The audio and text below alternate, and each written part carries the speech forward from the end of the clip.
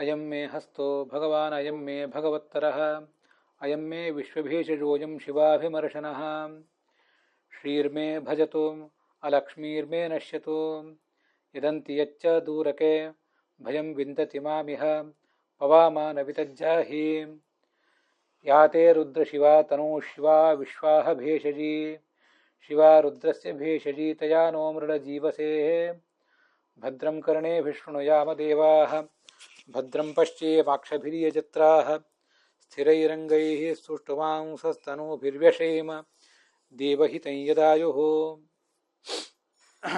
ಭಾಗವತದ ಮೊದಲ ಸ್ಕಂದದ 3ನೇ ಅಧ್ಯಾಯದ 17ನೇ ಶ್ಲೋಕ ನಾವಿವತ್ತು ಶ್ರವಣ ಮಾಡಬೇಕಾದದ್ದು. ಅದರಲ್ಲಿ ಧನ್ವಂತರಿಯ ರೂಪದ ವರ್ಣನೆ ಮಾಡ್ತಾರೆ. ಧನ್ವಂತರಿಯ ಆ ರೂಪ ಅದು 12ನೇ ಅವತಾರ ಭಗವಂತಂದು. ಮತ್ತು 13ನೇದ್ದು ಆ ಭಗವಂತನ ಮೋಹಕವಾದಂಥ ಸ್ತ್ರೀ ರೂಪ. ಈ ಧನ್ವಂತರಿಯ ರೂಪದ ಬಗ್ಗೆ ನಾವು ಇವತ್ತೇನು ಶ್ರವಣ ಮಾಡಬೇಕಾಗಿದೆ. ಅದಕ್ಕೆ ಆರಂಭದಲ್ಲಿ ಒಂದು ವೇದವಾಕ್ಯ ಹೇಳಿದೆ, ಅಯಂ ಮೇ ಹಸ್ತೋ ಭಗವಾನ್ ಅಯಂ ಮೇ ಭಗವತ್ತರಃ ಅಂತ. ಋಗ್ವೇದದಲ್ಲಿ ಬರುವಂತಹ ಮಂತ್ರ ಅದು. ಆಚಾರ್ಯರು ಅದನ್ನು ತಂತ್ರಸಾರದಲ್ಲಿ ಉದ್ಧರಿಸಿದ್ದಾರೆ. ವೇದೋಕ್ತ ಧನ್ವಂತರಿ ಮಂತ್ರ ಅಂತ. ಓಂ ಧಂ ಧನ್ವಂತರೇ ನಮಃ ಅಂತೀವಲ್ಲ, ಇದು ಪ್ರಾಯ ಪೌರಾಣಿಕವಾದಂತಹ ಧನ್ವಂತರಿ ಮಂತ್ರ. ಪೌರಾಣಿಕವಾದದ್ದು ಅಂತಲ್ಲ, ಧಂ ಧನ್ವಂತರೇ ನಮಃ ಅನ್ನೋದು ಅಪೌರುಷೇಯವಾದದ್ದೇ. ಚಂದ್ರೌಘ ಕಾಂತಿ ಅಂತ ಅನ್ನೋದು ಪೌರಾಣಿಕವಾದಂಥ ಶ್ಲೋಕ, ಅದರ ಧ್ಯಾನ ಶ್ಲೋಕ ಹೀಗೆ ಅಂತ ಕಾಣಿಸ್ತದೆ. ಇರಲಿ, ಇನ್ನು ವೇದೋಕ್ತವಾದ ಧನ್ವಂತರಿ ಮಂತ್ರ ಅದರ ಜೊತೆಗೆ ಇವತ್ತಿನ ಈ ಪ್ರವಚನದ ಪ್ರಾರಂಭ ಮಾಡಿದೆ. ಅದು ಋಗ್ವೇದದ್ದು. ಯಜುರ್ವೇದದ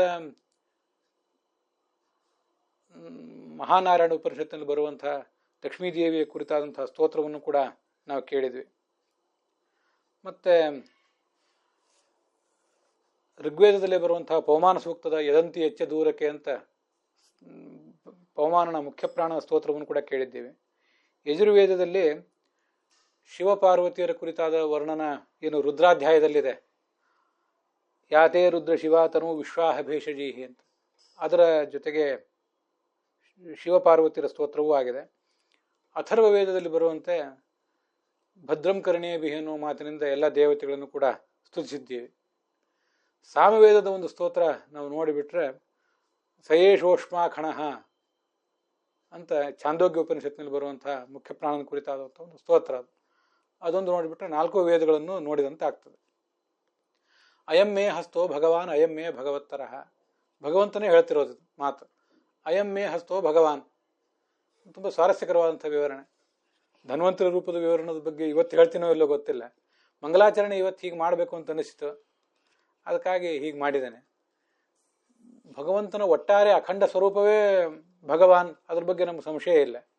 ಭಗವಾನ್ ಅನ್ನೋದ್ರ ಬಗ್ಗೆ ಏನು ಅರ್ಥ ಅಂತ ಅನ್ನೋದನ್ನು ಕೂಡ ನಾವು ಕೇಳೇ ಆಗಿದೆ. ಈ ಹಸ್ತವೂ ಭಗವಾನ್, ಅವನ ಪಾದವೂ ಭಗವಾನ್, ನಮಗಿದು ಗೊತ್ತಿದ್ದೇ ಇದೆ. ಭಗವಂತನ ಹಸ್ತ ಪಾದ ಇವೆಲ್ಲವೂ ಕೂಡ ಅಖಂಡ ಗುಣಸ್ವರೂಪವಾದದ್ದೇ. ಅದರಿಂದ ಅಯಂ ಮೇ ಹಸ್ತೋ ಭಗವಾನ್, ಈ ನನ್ನ ಕೈ ಏನಿದೆ ಇದು ಭಗವಾನ್. ಅಯಂ ಮೇ ಭಗವತ್ತರಃ, ಇದು ಭಗವತ್ತರ, ಇನ್ನೂ ಹೆಚ್ಚಿಂದಿದು. ಇಲ್ಲಿ ತರ ಅಂದರೆ ತಮ ಅಂತಾನೆ ಅರ್ಥ. ಈ ಅದರಿಂದ ನನ್ನ ಈ ಹಸ್ತವನ್ನು ನೀವು ಭಗವಾನ್ ಅಂತ ಉಪಾಸನೆ ಮಾಡ್ರಿ, ಅದಕ್ಕಿಂತ ಹೆಚ್ಚಾಗಿ ಇದನ್ನು ಭಗವತ್ತಮ ಅಂತಾನೆ ಉಪಾಸನೆ ಮಾಡ್ರಿ. ಯಾಕೆಂದ್ರೆ ಭಗವಾನ್ ಅಂದ್ರೆ ಎಲ್ಲ ದೇವತೆಗಳು ಆಗಬಹುದು. ಐಶ್ವರ್ಯಾದಿ ಗುಣೈಷಡ್ಭಿ ಸಾಮಗ್ರ್ಯಾತ್ ಸರ್ವದೇವತಾ ಭಗವತ್ ಶಬ್ದವಾಚ್ಯ ನಿರಪೇಕ್ಷಂ ತು ಸ್ವಾತಂತ್ರ್ಯಂ ಯತಸ್ತಸ್ಯ ಏವ ಹಿ ಅಂತ ಭಾಗವತ ತಾತ್ಪರ್ಯ. ಭಗವಾನ್ ಅಂದ್ರೆ 6 ಗುಣಗಳು ಉಳ್ಳವರು ಅಂತ ಅರ್ಥ. ಆ ಎಲ್ಲ ಗುಣಗಳು ಎಲ್ಲ ದೇವತೆಗಳಲ್ಲೂ ಇದ್ದೇವೆ. ಆದ್ರಿಂದ ಎಲ್ಲ ದೇವತೆಗಳು ಭಗವತ್ ಶಬ್ದ ವಾಚ್ಯರೇ. ಆದ್ರೆ ಮುಖ್ಯವಾಗಿ ಭಗವತ್ ಶಬ್ದ ವಾಚ್ಯ ಭಗವಂತ. ಆದ್ರಿಂದ ಅವನನ್ನು ಭಗವತ್ತಮ ಅಂತ ಉಪಾಸನೆ ಮಾಡ್ಬೇಕಂತ. ತರ ಅಂತ ಅಲ್ಲಿ ಯಾಕೆ ಹೇಳಿದ್ದಾರೆ? ಬಲವಾನ್, ಬಲವತ್ತರ, ಬಲವತ್ತಮ ಅಂತ ಹೇಳ್ತಿರ್ತಾರೆ. ಭಗವತ್ತಮ ಅಂತ ಯಾಕೆ ಹೇಳಲಿಲ್ಲ? ಮತ್ತಃ ಪರತರಂ ನಾಣ್ಯಸ್ತ ಕಿಂಚಿದಸ್ತಿ ಧನಂಜಯ ಅಂತ ಭಗವದ್ಗೀತಾದಲ್ಲಿ ಇದೆಯಲ್ಲ, ಅಲ್ಲಿ ಪರತರ ಅಂದ್ರೆ ಪರತಮ ಅಂತಾನೆ ಅರ್ಥ. ಅದಕ್ಕೇನು ಹೆಚ್ಚಿನ ದಿನ ಅರ್ಥ ಏನು ಬೇಕಾಗಿಲ್ಲ. ಅಂದ್ರೆ ಮತ್ತಃ ಪರತರಂ ಅಂತ ಈಗ ಭಗವಂತ ಹೇಳ್ಕೊಂಡಾಗ ಅವನಕ್ಕಿಂತ ಇನ್ನೂ ಹೆಚ್ಚಿಂದೇನಾದರೂ ಇದೆಯೋ, ಮತ್ತು ಈಗೇನಾದರೂ ಈ ಶಬ್ದಕ್ಕೆ ಗೊಂದಲ ಬಂದರೆ ಯಾವ ಗೊಂದಲನೂ ಮಾಡ್ಕೊಳ್ಬೇಡ್ರಿ ಅಂತ ಅದರ ತಾತ್ಪರ್ಯ. ತಮಪ್ ಶಬ್ದಕ್ಕೆ ಏನು ಅರ್ಥನೋ ಅದೇ ಅರ್ಥನೇ ತರಪ್ ಶಬ್ದಕ್ಕೂ ಕೂಡ ಬಂದೇ ಬರ್ತದೆ. ತರಪ್ ಅನ್ನೋ ಪ್ರತ್ಯಯಕ್ಕೂ ಕೂಡ ಬಂದೇ ಬರ್ತದೆ. ಆದ್ದರಿಂದ ಅಯಮ್ಮೆ ಭಗವತ್ತರಹ ಅಂದರೆ ಇದು ಅತ್ಯಂತ ಶ್ರೇಷ್ಠವಾದದ್ದು, ಐಶ್ವರ್ಯಾದಿ ಗುಣವುಳ್ಳವರಲ್ಲಿ ಇದು ಅತ್ಯಂತ ಶ್ರೇಷ್ಠವಾದದ್ದು ಅಂತಲೇ ಅದರ ತಾತ್ಪರ್ಯ ಆಗ್ತದೆ. ಅಯಮ್ಮೆ ವಿಶ್ವಭೇಷಜ, ಜಗತ್ತೆಲ್ಲದಕ್ಕೂ ಕೂಡ ಔಷಧವನ್ನು ಕೊಡುವಂಥ, ಇಡೀ ಜಗತ್ತಿಗೂ ಔಷಧಪ್ರಾಯವಾಗಿರುವಂಥ ಹಸ್ತ ಇದು. ಔಷಧವನ್ನು ಕೊಡುವ ಹಸ್ತ ಅನ್ನೋದು ಆ ಕಡೆ ಇರಲಿ, ಇದೇ ಔಷಧ. ಯಾಕೆಂದರೆ ಔಷಧಂ ಜಗತಸ್ಥಾಣು ಅಂತ ವಿಷ್ಣು ಸಹಸ್ರನಾಮ ಹೇಳಿದೆ. ಆದ್ದರಿಂದ ಅದನ್ನೇ ಔಷಧ ಅಂತ ನಾವು ಉಪಾಸಿಸಬೇಕು. ಅಯಮ್ಮೆ ವಿಶ್ವಭೇಷಜ, ಅಯಂ ಶಿವಾಭಿಮರ್ಶನ. ಅಭಿಮರ್ಶನ ಅಂದರೆ ಮುಟ್ಟೋದು. ಶಿವಾಭಿಮರ್ಶನ, ಭಗವಂತನ ಸ್ಪರ್ಶ ನಮಗಾದರೆ ನಮ್ಮ ದೈಹಿಕ ರೋಗಗಳು, ಮಾನಸಿಕ ರೋಗಗಳು ಎಲ್ಲವೂ ಕೂಡ ಕಳೆದು ಹೋಗ್ತವೆ. ಹೀಗೆ ಅತ್ಯಂತ ಪರಮ ಪವಿತ್ರವಾದಂಥ ಸ್ಪರ್ಶ ಒಂದು. ಶಿವಯ ತನುವಾ ಉಪಸ್ಪೃಶತು ಅಂತ ಆಚಮನ ಮಾಡ್ತಿರ್ತೇವೆ. ಆ ಶಿವ ಅನ್ನೋದು ಭಗವಂತನ ಸ್ಪರ್ಶ ಆದರೆ ನಮ್ಮ ದೈಹಿಕ ರೋಗ, ಮಾನಸಿಕ ರೋಗಗಳೆಲ್ಲ ಕಳೆದು ನಮ್ಮಲ್ಲಿ ಎಲ್ಲ ಥರದ ಕಲ್ಯಾಣಗಳು ಕೂಡ ಪ್ರಾಪ್ತ ಆಗ್ತವೆ. ಅದಕ್ಕೆ ಶಿವಾಭಿಮರ್ಶನ ಅಂತ ಅದನ್ನು ಹೇಳಿದರು.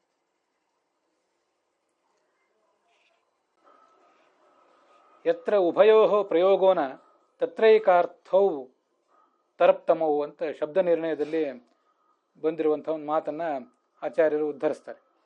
ಇದು ಗೀತಾ ಪ್ರಸ್ಥಾನದಲ್ಲಿಯೂ ಬಂದಿದೆ, ಹಾಗೆ ಐತರೇಯ ಉಪನಿಷತ್ನಲ್ಲಿ ಕೂಡ ಬಂದಿದೆ.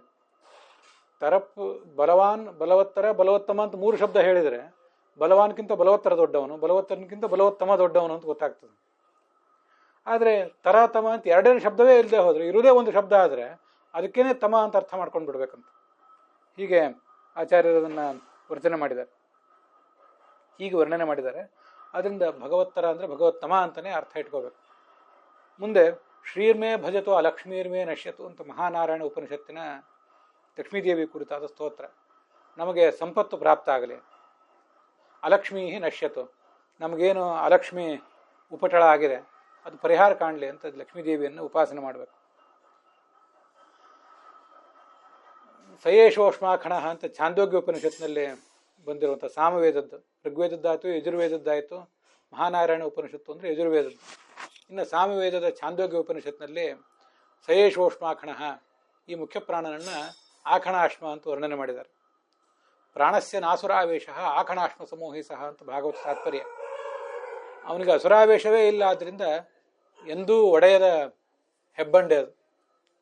ಇನ್ನು ಯಾವ ಊರಿನ ಯಾವ ಬಂಡೆ ಆದರೂ ಒಡೆದು ಹೋಗ್ಬೋದು ಒಂದಲ್ಲ ಒಂದು ಕಾಲಕ್ಕೆ, ಆದರೆ ಎಂದೂ ಒಡೆಯದ ಬಂಡೆ ಈ ಮುಖ್ಯ ಪ್ರಾಣ. ಅದಕ್ಕೆ ಸಯೇಶೋಷ್ಮಾಕಣ. ಅದಲ್ಲದೆ ಋಗ್ವೇದದ ಇದಂತಿ ಎಚ್ಚ ದೂರಕ್ಕೆ ಭಯಂ ವಿಂದತಿ ಮಾಮಿಹ ಪವಮಾನ ವಿತಜ್ಜಹಿ ಅಂತ ಪವಮಾನ ಸೂಕ್ತದಲ್ಲಿ ಬರೋದು. ಪ್ರಾಯ ಕರ್ಣ ಸೂಕ್ತದಲ್ಲಿಯೂ ಕೂಡ ಈ ಮಾತು ಬರ್ತದೆ. ಇದು ಅಂತಿ ಅಂದರೆ ಸಮೀಪದಲ್ಲಿ, ಎಚ್ಚ ದೂರಕ್ಕೆ ದೂರದಲ್ಲಿ. ನಮಗೇನಾದರೂ ಒಂದು ಭಯ ಇದ್ದರೆ ಆ ಎಲ್ಲ ಆ ಭಯಗಳನ್ನು ಕೂಡ ಪವಮಾನ ವಿತಜ್ಜಹಿ, ಭಗವಂತನೇ ದೂರ ಮಾಡುವಂಥ ಮುಖ್ಯ ಪ್ರಾಣನನ್ನು ಸ್ತೋತ್ರ ಮಾಡಿದಂಥ ಒಂದು ಮಾತದು. ಮುಂದೆ ಈ ಯಜುರ್ವೇದಕ್ಕೆ ಸಂಬಂಧಪಟ್ಟಂಥ ರುದ್ರಾಧ್ಯಾಯದಲ್ಲಿ ಯಾತೇ ರುದ್ರ ಶಿವ ತನೂಹು ಅಂತನೂ ಮಾತಿನಿಂದ ಶಿವಪಾರ್ವತಿಯರನ್ನು ಕೂಡ ಸ್ತುತಿಸಿದ್ದೀವಿ.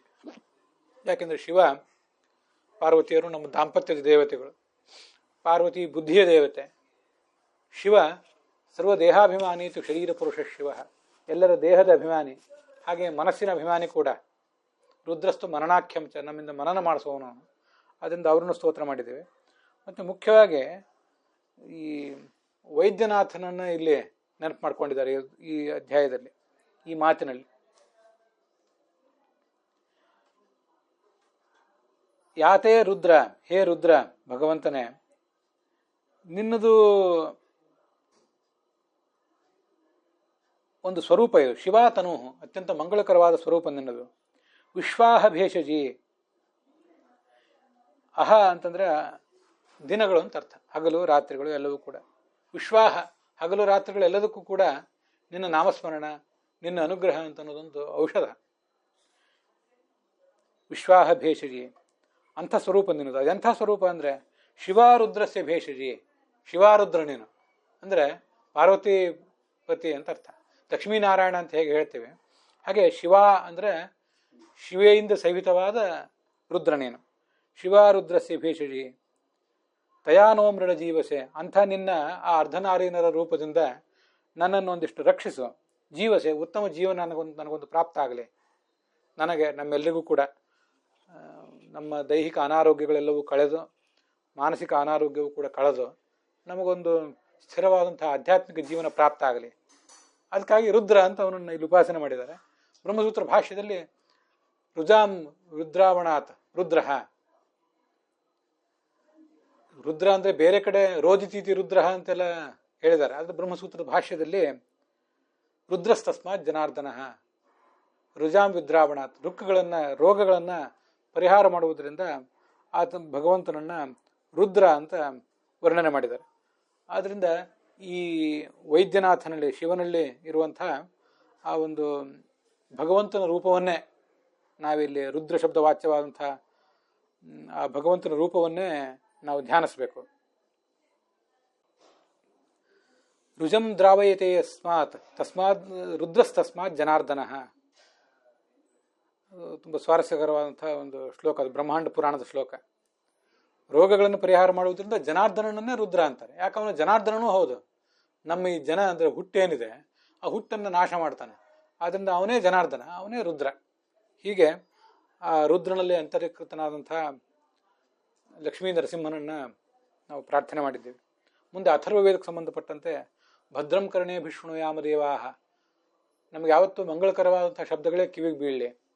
ಒಂದು ವೇಳೆ ಅಮಂಗಳಕರವಾದಂಥ ಶಬ್ದಕ್ಕೆ ಬಿದ್ದರೂ ಕೂಡ, ಅಮಂಗಳ ಅಂತ ನಾವು ಅದನ್ನು ತಿಳಿದಿದ್ರು, ಸರ್ವಶಬ್ದ ವಾಚ್ಯನಾದ ಭಗವಂತನನ್ನು ಉಪಾಸಿಸಿ ಅದನ್ನು ಮಂಗಳಮಯವನ್ನಾಗಿ ಮಾಡಿಕೊಳ್ಳುವಂಥ ಒಂದು ಮನೋಭಾವ ನಮ್ಮದಾಗಲಿ.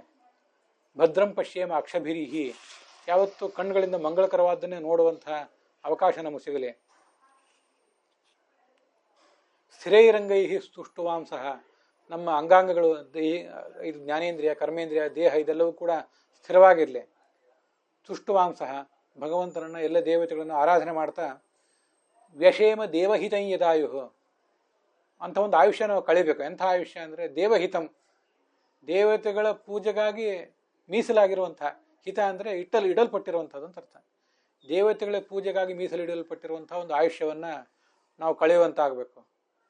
ವ್ಯಷೇಮ ದೇವಹಿತಂ ಯದಾಯು, ಅದಕ್ಕಾಗಿ ನಮಗೆ ಒಳ್ಳೆಯ ಶಬ್ದಗಳು ಕಿವಿಗೆ ಬೀಳಲಿ, ಬಿದ್ದ ಶಬ್ದಗಳೆಲ್ಲವೂ ಮಂಗಳಮಯವಾಗಿರಲಿ, ಕಣ್ಣಿಗೆ ಮಂಗಳಕರವಾದ ನೋಟವೇ ಬೀಳಲಿ, ಎಲ್ಲ ಅಂಗಾಂಗಗಳು ಸುದೃಢವಾಗಿರಲಿ ಅಂತ ಆ ಭಗವಂತನನ್ನು, ಈ ಎಲ್ಲ ದೇವತೆಗಳಲ್ಲಿರುವಂಥ ಭಗವಂತನನ್ನು ನಾವು ಪ್ರಾರ್ಥಿಸಬೇಕು. ಹೀಗೆ ಧನ್ವಂತರಿ ರೂಪದ ಭಗವಂತನನ್ನು, ಲಕ್ಷ್ಮೀದೇವಿಯನ್ನು, ಮುಖ್ಯಪ್ರಾಣನ ಮತ್ತು ರುದ್ರನನ್ನು ಎಲ್ಲರನ್ನೂ ಕೂಡ ಪ್ರಾರ್ಥಿಸಿದ್ದೇವೆ. ಇನ್ನು ಮುಂದೆ ನಾಳೆ ದಿವಸ ಭಾಗವತದಲ್ಲಿ ಬಂದಿರುವಂತೆ ಏನು ಧನ್ವಂತರಿ ರೂಪದ 12ನೇ ರೂಪದ ವರ್ಣನೆ ಇದೆ, ಅದನ್ನು ನಾಳೆ ದಿವಸ ನೋಡೋಣ. ಇಲ್ಲಿಗೆ ಈ ಭಾಗ ಸಮಾಪ್ತವಾಗಿದೆ.